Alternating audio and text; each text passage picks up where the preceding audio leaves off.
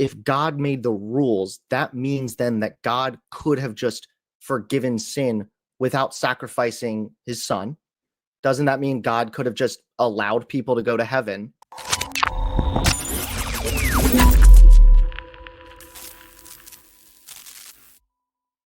Hi guys, welcome to the Church Split. My name is Will, and today we're talking about Michael Jones versus Hunter Avallone in a recent debate they had on the channel. Now, before we do that, don't forget to like and subscribe to this channel. Do not smash the like button.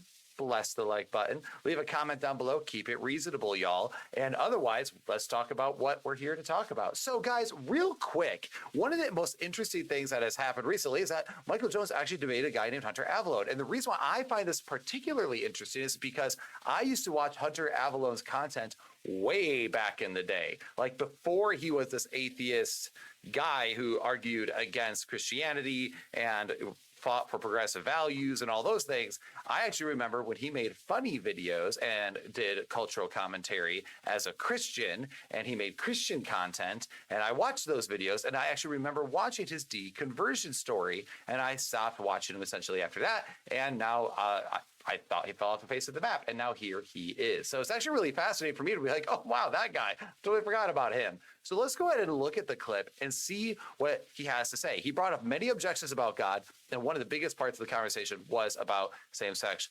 relationships, but we're not going to get into that in this video. Today, we're going to talk about the omnipotence paradox and how Michael Jones handled it, and I think how I would have handled it a little bit differently. Let's check it out. Is on the issue of God being omnipotent, meaning God has full power and full authority over everything, more or less. Is that correct?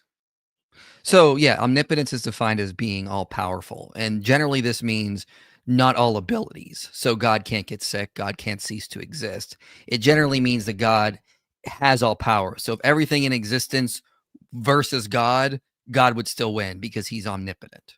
Right. Okay. So does that mean then that God, because you're going to know where I'm going with this right away. Yeah. Does that mean then that God has the power to construct the world and the rules and everything else however he ultimately wants to? Yeah. However he wants to. Yes. So that means that God does then have the power to create a world where sin just doesn't exist, or where sin could be forgiven without blood sacrifice. So I guess then I am going to ask, why did God set it up this way? So this is basically the problem of evil and suffering in a nutshell. Why did he set up the world like this and not the other worlds? There's a lot of different ways to look at this. For one, we need to first talk about an ethical foundation, because generally when we bring this kind of stuff up, we're assuming a certain normative ethical foundation. So the first thing I want to know is, like, do you believe that how we would define evil would be based on like a utilitarian outlook, like suffering is bad, it should be reduced, pleasure or well-being is good, it should be maximized, therefore our duties, or for any conscious being, the duty would be to decrease suffering and maximize well-being? Yeah. So the problem with that is that is one of the problems I have right there, is that we assume that utilitarian outlook when we come to the problem of suffering and evil. But if we're using this as like an internal critique, like you're saying, like, if Christianity is true, how is evil and suffering compatible with the Christian worldview? And there are other normative ethical systems out there. So there's deontology, and there is virtue ethics, for example. Right. I'm so sorry. I don't mean to cut you off there. I just want to, because I'm not even getting at necessarily like God could have created the world any way he wanted. God could have made the world where there was no suffering. That is true, sure. But I mean, like, I understand where you're coming from with that. But I was getting more or less at the fact that if God made the rules, that means then that God could have just forgiven sin without sacrificing his son. Doesn't that mean God could have just allowed people to go to heaven? God expects praise in return for saving us from his own wrath, essentially. So I think this is actually problematic. I love Michael Jones. Inspiring Philosophy is fantastic. Fan is a friend of the channel, and he works with Inspiring Philosophy. But I actually do not agree fully with Michael's answer here. So let me go ahead and give you my thoughts on the problem of omnipotence and the problem of evil and blood sacrifice. First and foremost, I think it's important that whenever someone starts bickering about blood sacrifice, this is why you have to understand your Torah and what blood sacrifice was. It wasn't about the blood being satiated, nor was it about the wrath. Many people wondered why I've dealt so much with penal substitution. And the reason why is because of a lot of atheist objections and attacks against Christianity is with penal substitutionary atonement in mind. So I think it's good to have a defense that is not penal substitutionary atonement and is a little bit more respectful of the Torah. Now, the original Torah, as you guys know, was not about appeasing wrath. That's like the whole sacrificial system in the Torah was actually about cleansing sacred space by using the life of the creature to cleanse the death stain of sin. For those of you guys who are unfamiliar with this discussion, basically they believe that as one sinned, they became morally and ritually impure, or as they lived in this world in general, they picked up impurities, and that impurity aerosolized off of them like a dust cloud, and it entered into God's temple, and it actually made it all dirty. And God said very clearly that he would leave the temple and he would leave their presence if they did not purify, if they did not keep themselves clean and pure. So they believe that the perfect life of a creature actually wiped clean the death of sin, because the blood of the creature is life. Life of the creature is in the blood, as it said. And it was actually not this whole idea of like we're punishing this thing to appease you and that way you don't punish us. That's a pagan view.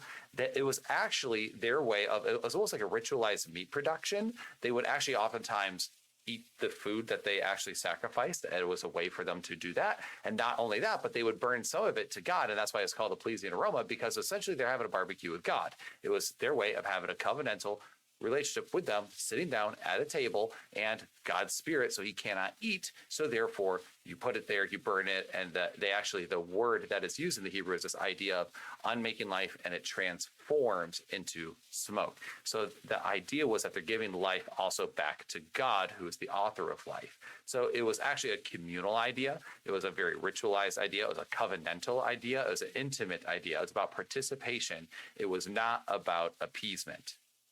Now, with all that out of the way, I do not believe that you could just say that God's all powerful that he just do whatever he wants. And I think Michael Jones is correct here. He could have created it however he wants to, right? And here's the thing. When it comes to omnipotence, God cannot contradict. He cannot violate the laws of contradiction. It's why he says that he cannot lie. God cannot create a square circle. He cannot create a married bachelor. He cannot do those things. Omnipotence doesn't mean he can do whatever he wants. It does mean he can do whatever he wants, I suppose, when you keep the character of God in mind, but it does not mean he can do everything that is feasible. He can only do that which is logically coherent.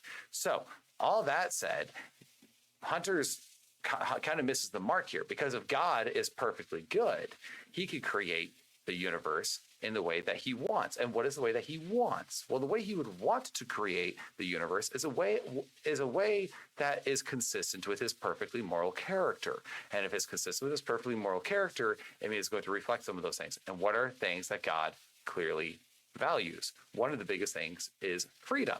He believes that mankind is free to act, and he wanted that. Why? Because that's part of his nature. Freedom is good. He wants a genuine relationship, not a pre-programmed relationship. And due to that, mankind is free, and that's why man does evil and wicked things. God didn't create this whole system where he's like, okay, well, I need blood sacrifice. No. The whole thing was, it was actually a blessing to the Israelites to be able to participate in a way worshipful with their creator. He could have created a world with all sorts of things, maybe, but that doesn't mean that they were feasible worlds. That's why I made sure that I'm clear on that. Just because just because it is possible does not mean it is feasible. And if God, with his nature, is perfectly good, then he would only create a good world. And that good world would involve freedom for free creatures to act in evil or not act in evil. And therefore, I don't think you can say that God is powerful and is so powerful he could have created the world without any of this suffering or without any of this evil. It's not about that, because God is so powerful, he's so powerful, but he's so consistent with his nature that he would never ever want to, which is why I know Michael made sure he said however he wanted to. I'm pretty sure that's what he was getting at there, that God would never want to create a world that would contradict his nature, just like you don't want to do anything that contradicts your nature. So God would only create a world where true freedom exists, where people can actually make true A to B choices, to either accept him or reject him, to do that which is morally good and righteous in the face of evil, or to do that which is evil and wicked despite consequences. That is what we see going on here. And I think it is important that someone like Hunter doesn't just use these sorts of objections. These are weak atheist objections because it means that they do not have an understanding of the nature of the Christian God that we are arguing for. Because I don't think God could have just created a world without these things, because I think that God created the best possible world. That is why he says it is very good. God is good. He creates good things. It makes sense. So if he created good things and we happen to have freedom, then that should be expected. That is something we'd expect on that paradigm. Now, someone like Hunter could object and be like, but then what about all the suffering? But you are assuming that a world without any suffering whatsoever and without freedom is somehow superior. There's no indication of that. That's just a straight assertion. This is the world we have. And I can tell you right now, without any ability to choose in this life, I think we would all agree that that is not morally good. There's a reason why people fight to have freedom from tyranny, because freedom is a good thing, to choose one way or another, to choose to do that which is righteous or do that which is unrighteous.